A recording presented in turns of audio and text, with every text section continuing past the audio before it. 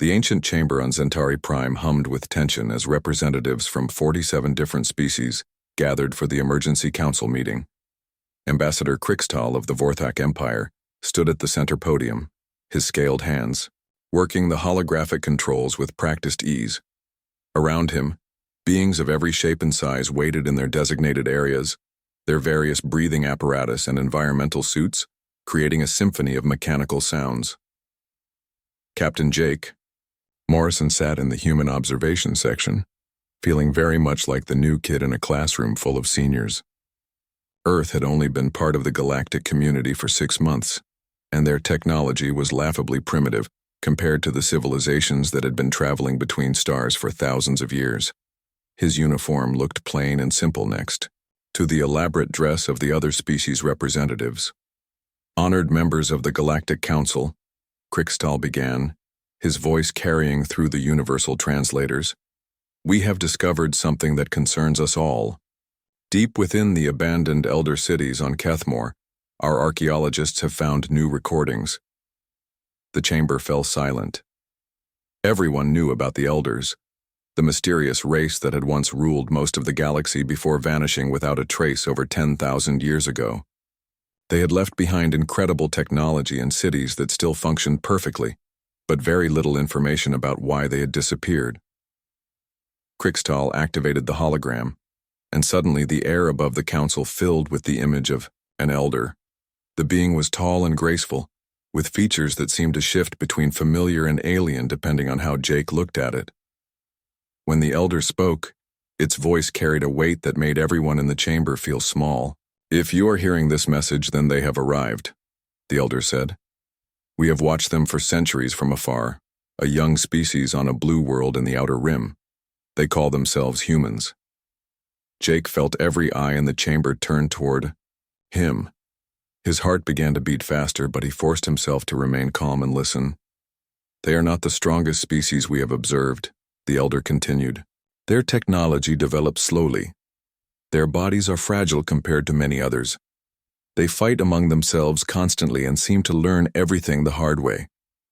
But they possess something that makes them more dangerous than any force we have encountered. The hologram flickered and images of Earth appeared. Jake saw familiar scenes of human cities, oceans, and continents. But the images were old, very old. Some showed humans in primitive clothing. Others showed ancient wars and struggles. They do not know how to give up, the elder said simply. Other species learn to accept their limitations. They find their place in the natural order and stay there. Humans refuse to accept any limitation as permanent. When they face a wall, they do not turn back. They break through it, climb over it, or find a way around it. When they fail, they do not accept failure. They learn from it and try again, differently. General Thexmore of the Vorac military snorted loudly, a sound like grinding metal. This is foolishness, he announced to the chamber. I have studied their military capabilities. They barely have a dozen ships that can travel faster than light. Their weapons are chemical-based projectiles. They have no shield technology, and their armor is made from simple metal alloys. The elder hologram seemed to look directly at Thexmore, though Jake knew that was impossible. We thought the same thing once. We believed that superior technology and greater knowledge would always triumph over primitive determination. We were wrong. New images appeared in the hologram, scenes of humans throughout their history. Jake saw soldiers charging against impossible odds, scientists working for decades on problems others said could not be solved, explorers venturing into dangerous unknowns simply because they were there. They have a saying, the elder continued. When humans are pushed, they push back harder. When they are cornered, they become most dangerous. When they are outnumbered, they find ways to multiply their strength. They do not simply adapt to their environment. They change their environment to suit them. Ambassador Veln of the Crisari Collective spoke up, her melodic voice cutting through the tension. Surely you exaggerate. Every species has survival instincts. Survival instincts, yes, the elder replied. But humans have something more. They have the instinct to not just survive, but to thrive, to grow beyond what they were. They look at the impossible and see it as a challenge to overcome rather than a barrier to accept. The hologram showed more recent images now. Humans building their first space stations, taking their first steps on other worlds, reaching out to touch the stars with primitive rockets that should not have worked. We tried to guide them once, the elder admitted. We thought we could teach them to be satisfied with their place in the galaxy. We failed. They do not want to be guided. They want to discover everything for themselves, make every mistake, learn every lesson the hard way. And in doing so, they become stronger than those who were simply given knowledge. Jake watched as the other representatives shifted uncomfortably in their seats. He was beginning to understand why this meeting had been called. You fear them, Ambassador Crixtall said quietly. We did not fear them, the elder corrected. We admired them, but we learned that humans are not a species you can control or predict. They are a force of nature. Like a river that always finds a way to the sea, humans always find a way to their goals. The question is not whether they will succeed, but what path they will take and what they will become along the way. The hologram began to fade, but the elder's final words rang clearly through the chamber. We leave this warning not to stop them, that is impossible. We leave it to prepare you. The humans are coming, whether you welcome them or not. The only choice you have is whether you will stand with them or in their way. Choose wisely. The chamber fell into complete silence as the hologram disappeared. Jake could feel the weight of dozens of alien gazes upon him, and he suddenly understood that everything had changed. Earth was no longer just another new member of the galactic community. According to beings who had ruled the galaxy for millennia, humans were something entirely different. General Thexmore broke the silence with a harsh laugh. Superstitious nonsense from a dead civilization.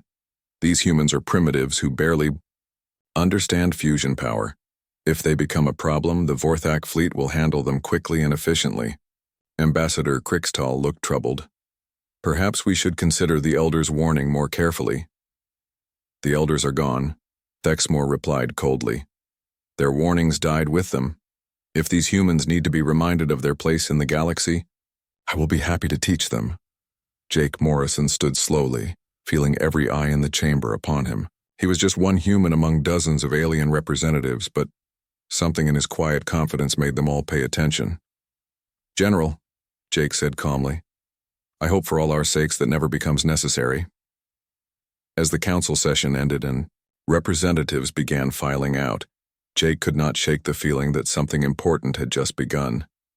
The elders had left their warning for a reason, and judging by the look in General Thexmore's eyes, that reason was about to become very relevant indeed.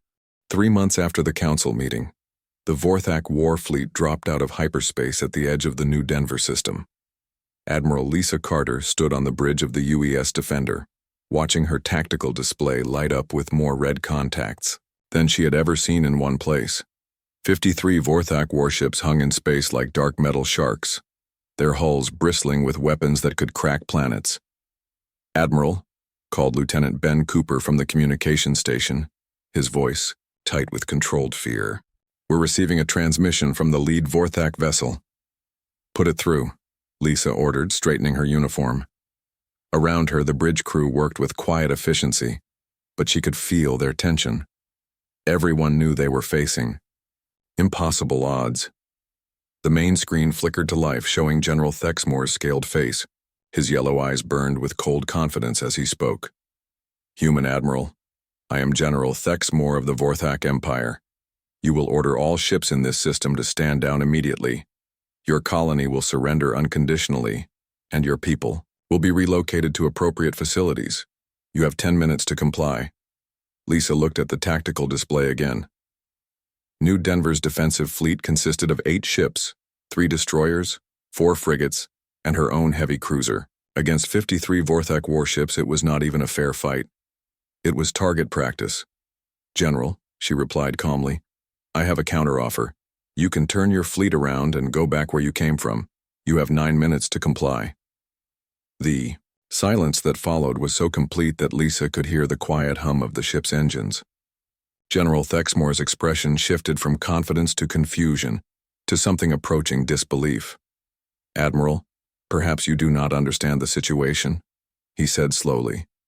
Your 8 ships against my 53. Your primitive weapons against our advanced technology. This is not a battle. It is a demonstration of superior force. I understand perfectly, Lisa replied. The question is whether you do. This is a human colony, General. We don't surrender. We don't retreat. We fight. Commander. Rick Hayes, captain of the destroyer UES Defiant, opened a private channel to the Admiral. Lisa, we all know how this ends, but by God, we'll make them remember it. All ships, Lisa broadcast on the fleet frequency, spread out and engage at will. Make every shot count, and remember that Earth is watching. Show them what humans do when cornered. The Vorac fleet opened fire first, filling space with energy beams that could melt through a ship's hull in seconds. The human vessels scattered like leaves in a windstorm, their smaller size and greater maneuverability the only advantages they possessed. The UES Challenger, Captain Amy Foster commanding, took the first hit. The destroyer's shields flared and collapsed under the alien fire, but Foster pushed her ship forward, closing the distance to the nearest Vorac cruiser. If we're going down, she announced over the comm, we're taking someone with us. The Challenger's main guns fired continuously as she charged the alien ship. The human weapons barely scratched the Vorac shields, but Foster had noticed something during the first exchange of fire. The shield frequencies fluctuated in a pattern when they absorbed energy. All ships, Foster broadcast, concentrate fire on grid 77 Alpha. Full rapid fire for 30 seconds, then switch to grid 92 Beta. It should not have worked. Human weapons were too weak to threaten Vorac shields. But as 8 human ships focused their fire on the exact same point, something unexpected happened. The shield harmonics began to interfere with each other, creating a resonance cascade that the Vorac engineers had never anticipated. The shield collapsed. For exactly 4 seconds, the Vorac cruiser was vulnerable. 4 seconds was enough. 8 human ships poured everything they had into that gap, and the alien cruiser exploded in a brilliant flash of light. General Thexmore stared at his tactical display in shock. Impossible. Human weapons cannot penetrate our shields. Sir, his tactical officer reported, the humans somehow created a harmonic resonance in the shield matrix. The probability of discovering this weakness by accident is approximately 1 in 50 million. Then it was luck, Thexmore declared. Continue the attack. But it was not luck, and it did not stop there. Lieutenant Ben Cooper, flying his fighter, escort noticed that the Vorac ships had blind spots in their sensor coverage. He dove his small craft directly through a gap in their defensive grid and fired 2 missiles point blank into a cruiser's sensor array. The missiles barely dented the ship's armor, but they destroyed its ability to coordinate with the rest of the fleet. Commander Rick Hayes took advantage of the confusion to ram his damaged destroyer directly into the blinded cruiser's engine section. The Defiant exploded on impact, taking the Vorac ship with it and giving its name a meaning that would be remembered for generations. One by one, the human ships died under the overwhelming alien firepower, but each death taught the survivors something new about their enemies. Each sacrifice revealed another weakness, another gap in the supposedly perfect Vorac war machine. Captain Steve Parker, his frigate burning and his crew dead, transmitted everything they had learned directly to Earth before his ship finally broke apart. The message was simple. They can be beaten. Here's how. When the battle ended 2 hours later, only 1 human ship remained intact. The badly damaged UES Defender. Admiral Lisa Carter stood alone on her bridge, most of her crew dead or wounded, watching the Vorac fleet move toward New Denver Colony. Admiral Carter, General Thexmore's voice came over the communication system. You have fought bravely but uselessly. Surrender now and I will allow your colony to evacuate before we claim this system. Lisa looked at her tactical display one more time. 12 Vorac ships showed various degrees of damage and 2 were completely destroyed. Impossible odds had become merely terrible odds, and every human in the galaxy now knew exactly how to hurt the invincible Vorac Empire. General, she replied, I need to correct something you said earlier. This was not a demonstration of superior force. This was a demonstration of something much more dangerous: human learning curve. We just taught the entire galaxy that you can be hurt. What happens next is on you. The transmission cut off as the defender jumped into hyperspace, carrying with it the most valuable cargo in human space: knowledge. General Thexmore stared at the empty space where the human ship had been. His fleet had won a complete victory, destroying 7 human ships and capturing the colony with minimal losses. By any rational measure, it had been a perfect demonstration of Vorac superiority. So why did he feel like he had just made a terrible mistake? His tactical officer approached cautiously. "Sir, we're receiving reports from across human space. They're broadcasting the battle data from this engagement on every frequency. Every human ship, every colony, every military installation now has detailed information about our weapons and shields." Thexmore's blood ran cold as he realized what had happened. He had not just fought a battle. He had provided the humans with a comprehensive education in Vorac military technology. And if the ancient warnings were correct, humans did not just learn from their mistakes. They learned from everyone else's mistakes too. "Prepare the fleet for immediate departure," he ordered. "Send word to High Command. Tell them the humans are more dangerous than we anticipated." "Sir," his officer asked, "what should we tell them about the losses?" Thexmore looked at the tactical display showing his damaged ships. 2 destroyed, 12 damaged, by an enemy that should not have been able to scratch their paint. "Tell them," he said quietly, "that the elders were right." The emergency session of the United Earth Alliance began exactly 6 hours after Admiral Lisa Carter's transmission reached Earth. President Kate Williams stood before the assembled representatives from every human colony, military installation, and research facility in known space. Her face was grim, but her voice carried a steel that made everyone in the chamber sit up straighter. "Fellow humans," she began, "3 days ago, the Vorac Empire attacked our colony at New Denver. They expected us to surrender immediately. When faced with superior numbers and technology, they were wrong." The holographic display behind her showed the battle data from New Denver: every weapon signature, every shield frequency, every tactical mistake the aliens had made.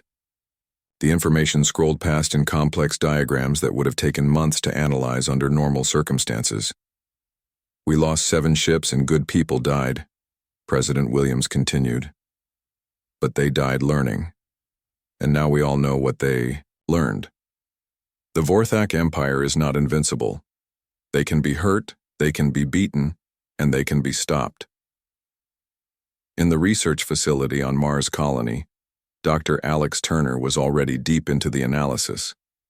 He had been studying the alien technology data for 18 hours straight, surviving on coffee and determination. Around him, his team of engineers and physicists worked with the desperate intensity of people who knew their species' survival depended on their success. "The shield harmonics are the key," Alex announced to his team. "Look at this frequency pattern. They're using a rotating modulation to prevent exactly the kind of resonance cascade that Admiral Foster discovered, but the rotation has a cycle time of 2.7 seconds. Engineer Sam Rodriguez, participating via hologram from the asteroid mining stations, nodded excitedly. "If we can time our weapons to fire in sequence, we can force the harmonics to align during the vulnerable phase of the cycle." "That's not enough," Dr. Turner replied, rubbing his tired eyes. "We need to do more than just hurt them. We need to beat them. And to do that, we need to think like humans, not like aliens." Across human space, similar scenes were playing out, in every laboratory, shipyard, and military facility.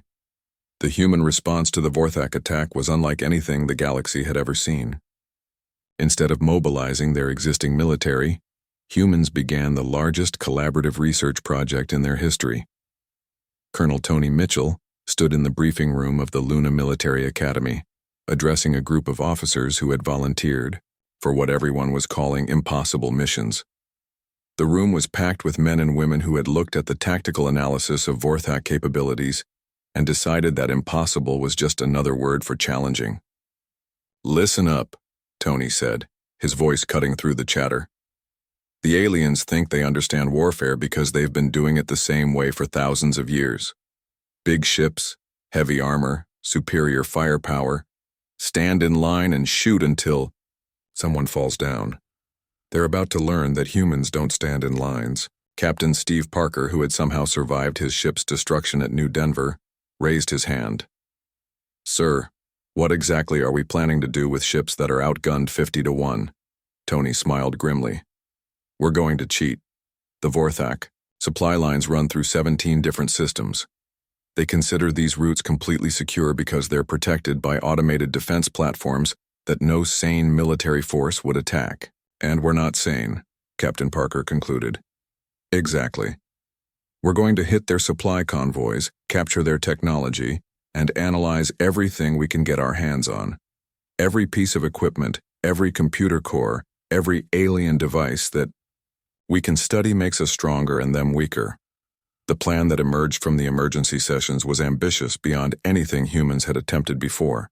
Instead of trying to match Vorac military might directly, they would use every advantage their species possessed: adaptability, creativity, and the absolute refusal to accept defeat. Engineer Sam Rodriguez worked around the clock with teams on dozen different worlds, designing new weapons based on captured alien technology. But they were not simply copying what they found. They were improving it, adapting it, and combining it with human engineering in ways that made no sense to traditional galactic thinking. The aliens designed their weapons for maximum efficiency within known parameters, Sam explained during one of the daily briefings. But humans don't stay within known parameters. We push everything to its breaking point and then push harder. Alex Turner made the breakthrough 3 weeks after New Denver. "I've been thinking about this wrong," he announced to his exhausted team. "We don't need to build better weapons than the Vorac. We need to build weapons that work the way humans think." The result was something that should not have been possible. Human ships began carrying weapons that could reconfigure themselves during battle, adapting to enemy defenses in real time. Their targeting systems learned from every shot fired, becoming more accurate with each engagement.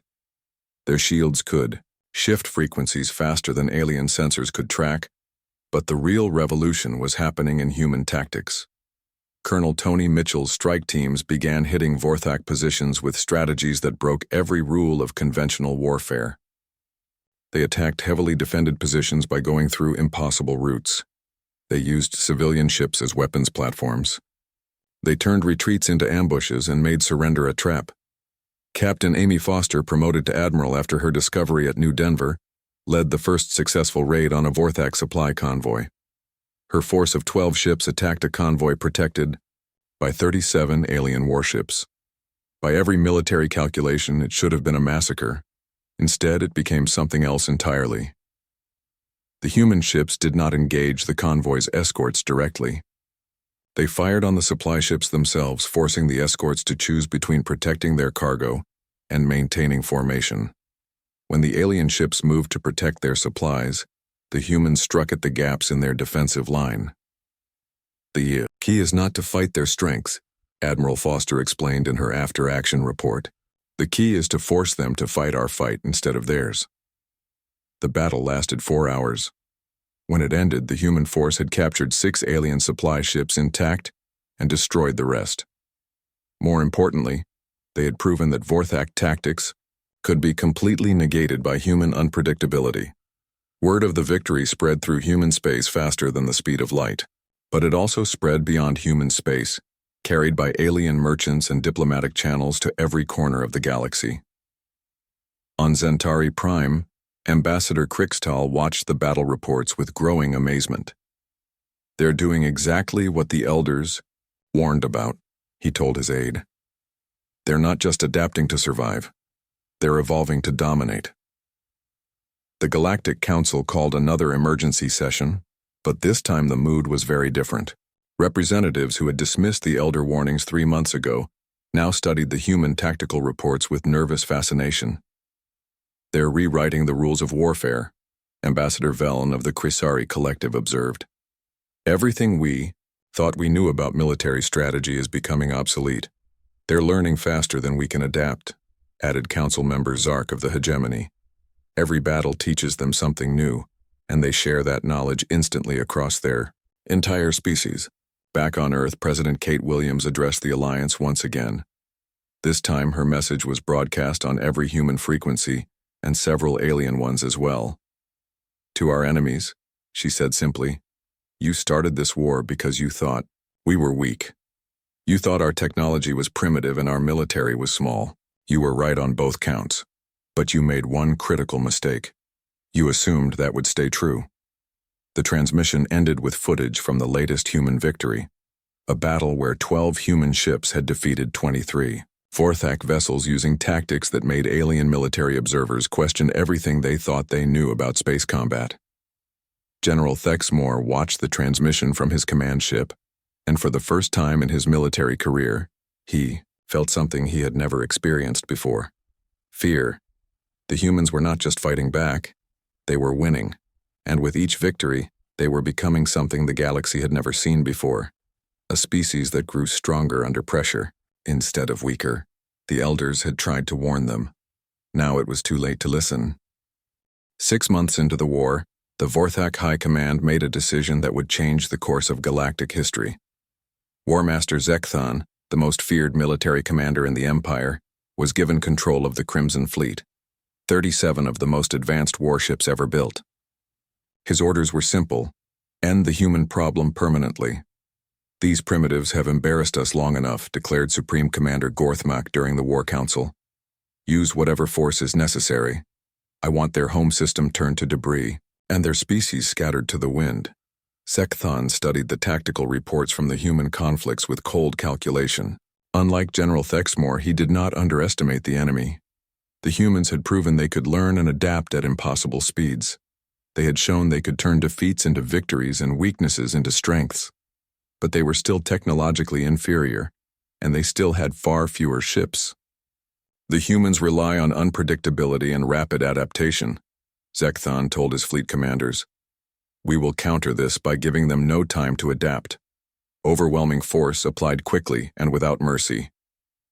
The Crimson Fleet jumped into the Wolfie 359 system 3 days later, expecting to find a small human outpost and a handful of defensive ships. Instead, they found Admiral Jack Sullivan waiting for them with 42 human vessels, arranged in a formation that made no tactical sense. "War Master," his tactical officer reported, "the human ships are not following any known battle formation. They appear to be scattered randomly throughout the system." Zekthon studied the display with growing unease. The humans had more ships than intelligence reports suggested, and their positioning violated every principle of space combat he had learned in 2 centuries of warfare. "Sir," the communications officer announced, "we're receiving a transmission from the human admiral." Admiral Jack Sullivan appeared on the main screen, and Zekthon was surprised to see that the human looked calm, almost relaxed. There was no fear in his eyes, no desperation, just the quiet confidence of someone who knew exactly what he was doing. "War Master Zekthon," Sullivan said with a slight smile, "welcome to Wolf 359. I hope you're ready for a real fight."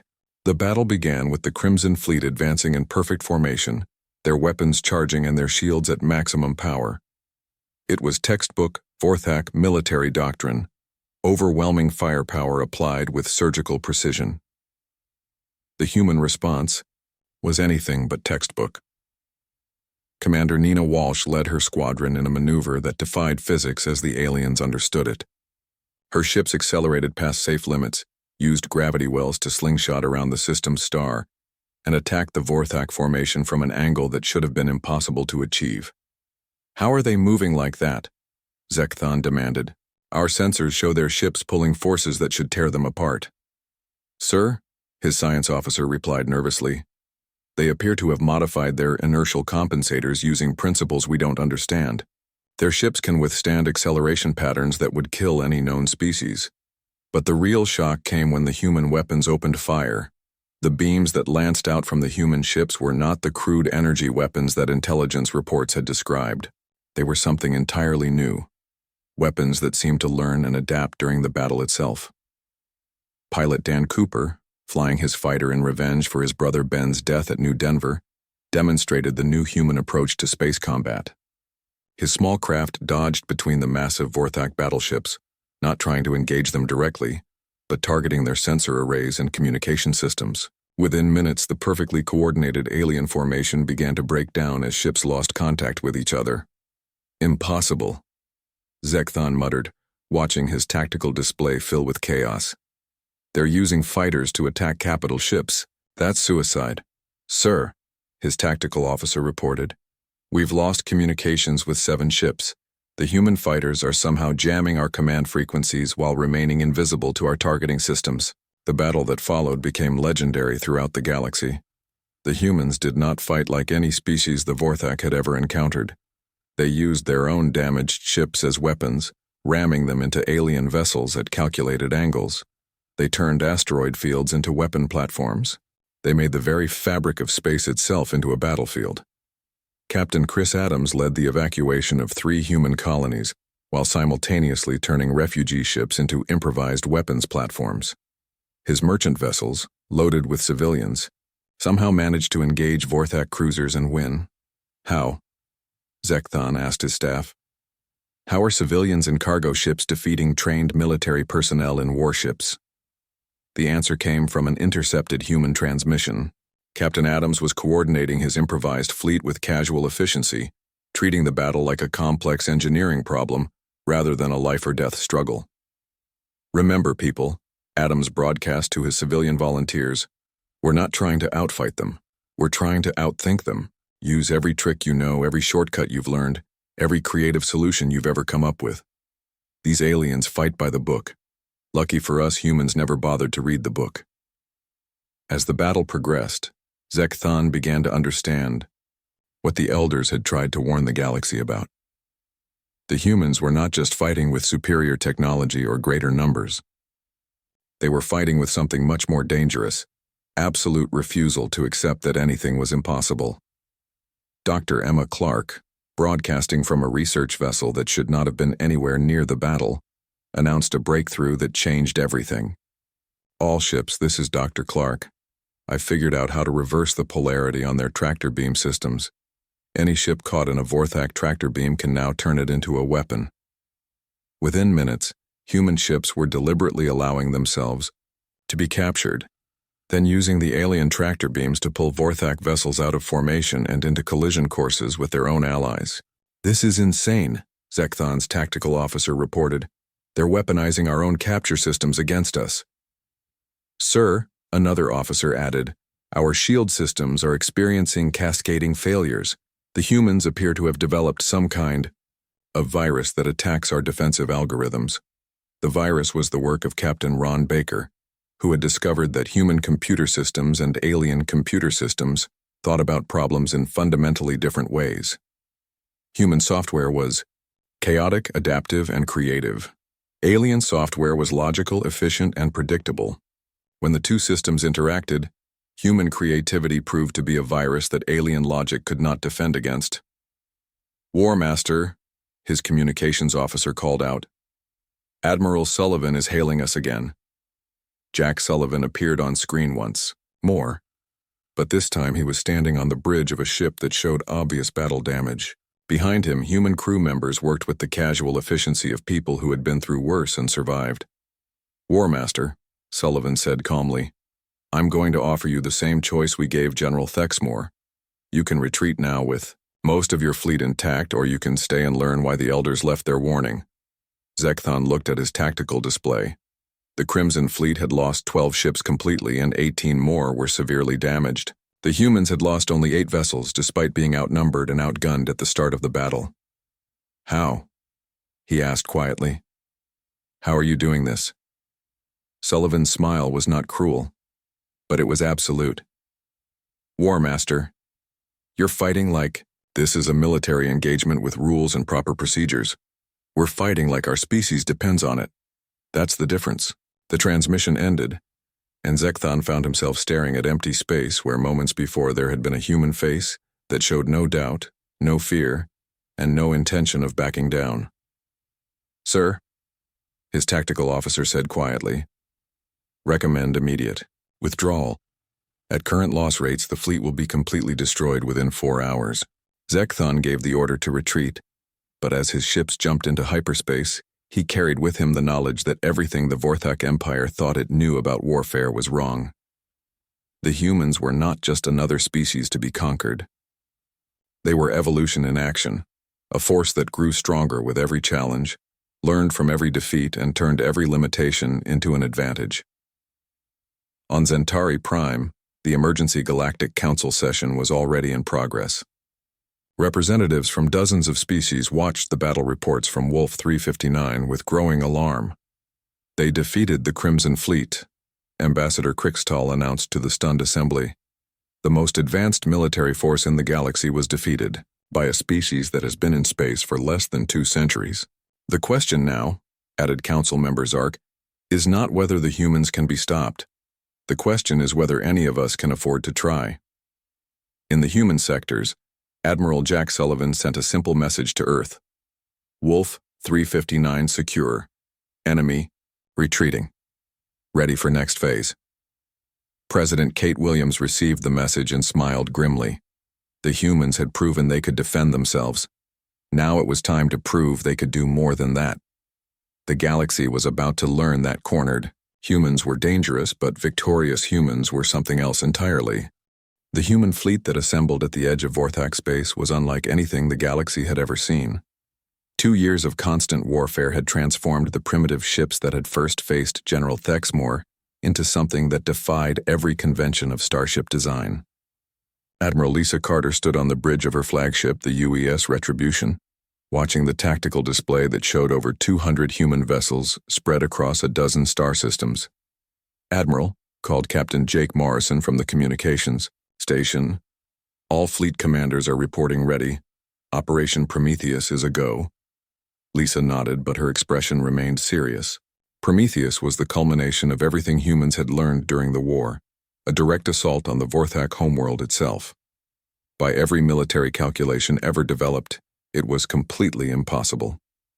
The Vorthak home system was protected by 300 warships, orbital defense platforms, and automated weapon systems that had never been breached in over 1,000 years of Empire history. Ladies and gentlemen, Lisa announced to the assembled fleet commanders, today we end this war, not by destroying our enemies, but by proving to them and to the galaxy that humans cannot be stopped, cannot be conquered, and will not be contained. The distant world of Vorthak Prime, Supreme Commander Gorthmak received the first reports of human ships appearing at the edge of his home system with a mixture of disbelief and rage. The audacity was breathtaking. A species barely 2 centuries out of their own gravity well was attempting to attack the capital of an empire that spanned 1,000 worlds. Impossible, he declared to his staff. No species has ever dared attack the homeworld. Our defenses are impregnable. But War Master Zekthon, still carrying the scars from his defeat at Wolf 359, was not so confident. Supreme Commander, I respectfully suggest we do not underestimate these humans again. They have surprised us at every turn. They have primitive ships and crude weapons, Gorthmak replied dismissively. Our orbital platforms alone could destroy their entire fleet. The human attack began 3 hours later, and it immediately became clear that everything the Vorthak military thought they knew about the enemy was wrong. The ships that dropped out of hyperspace were not the crude vessels that intelligence reports described. They were sleek, deadly, and equipped with technology that seemed to blend human engineering with principles stolen from a dozen different alien species.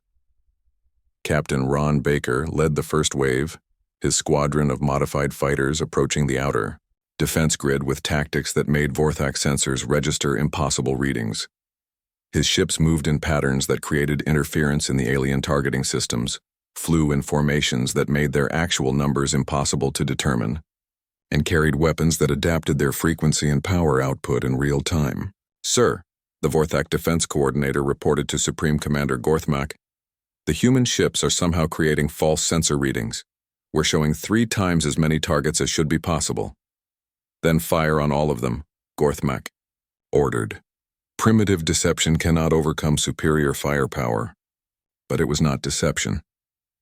Dr. Emma Clark had spent 2 years studying Vorthak sensor technology, and she had discovered something the aliens had never considered. Their sensors were designed to detect ships that followed predictable patterns. Human ships, with their chaotic flight paths and constantly changing signatures, confused the alien systems at a fundamental level. The outer defense platforms opened fire, filling space with energy beams that could vaporize a small moon.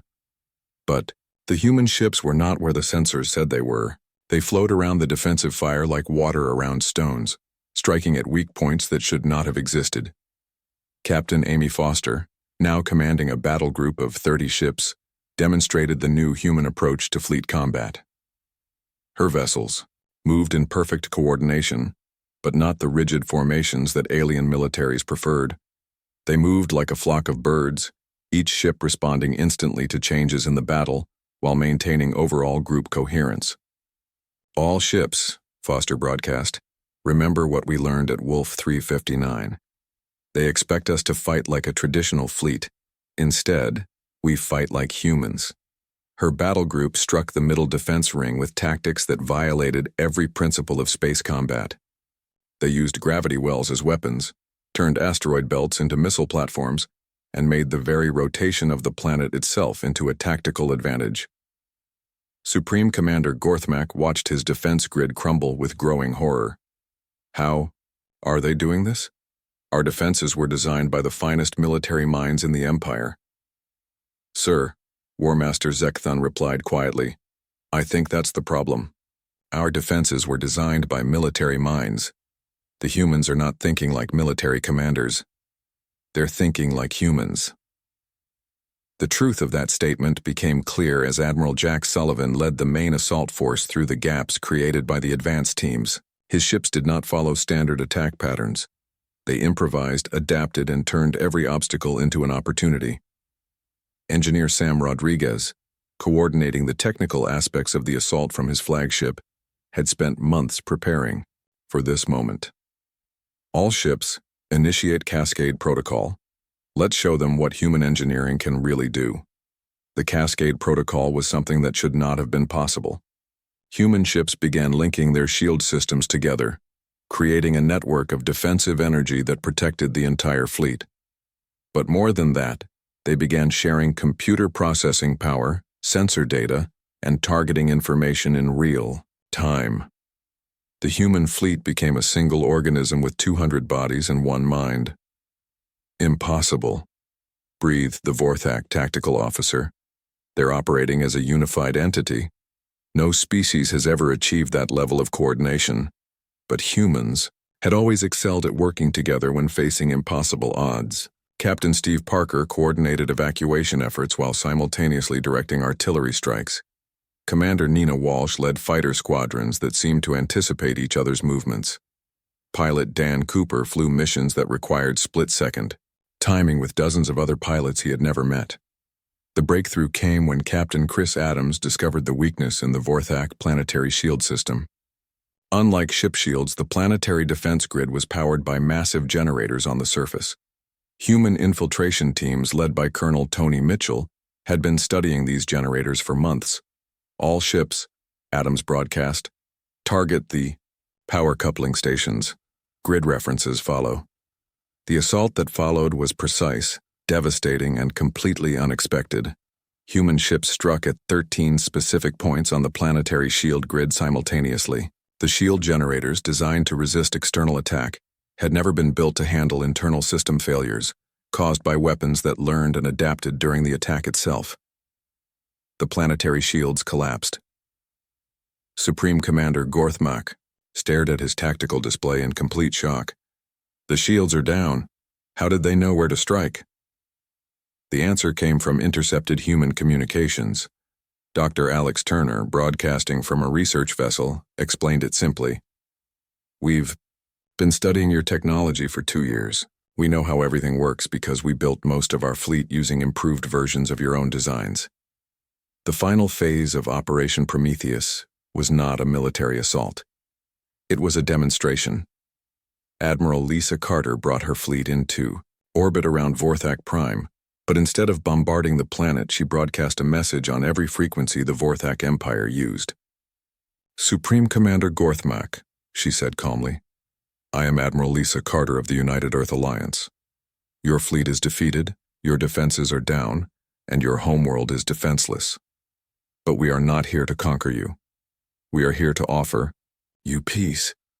The silence that followed was so complete that it could be felt across the galaxy. Every species with the ability to monitor communications was listening to a human admiral, offering peace from a position of absolute victory. The war is over, Carter continued, but it does not have to end with destruction. We propose a new arrangement. The Vorac Empire will cease all hostile actions against human space. In return, we will share our technology and our knowledge with you. The choice is yours. President Kate Williams, monitoring the transmission from Earth, smiled as she watched history being made.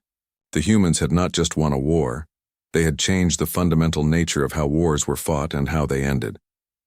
On Centauri Prime, the emergency Galactic Council session had been running for 12 hours straight. Ambassador Crixtal stood before the assembly, his expression mixing awe and fear in equal measure. The humans have done the impossible, he announced. They have defeated the greatest military power in the galaxy, not through superior numbers or technology, but through sheer determination and adaptability. The Elder hologram appeared one final time in the council chamber, its ancient features showing something that might have been satisfaction. You have witnessed the truth of our warning, it said. Humans are not just another species, they are change itself, evolution in action. They cannot be stopped because they never stop growing, learning, and becoming more than they were. The hologram flickered, and for a moment it seemed to look directly at the human observation section, where Captain Jake Morrison sat in stunned silence.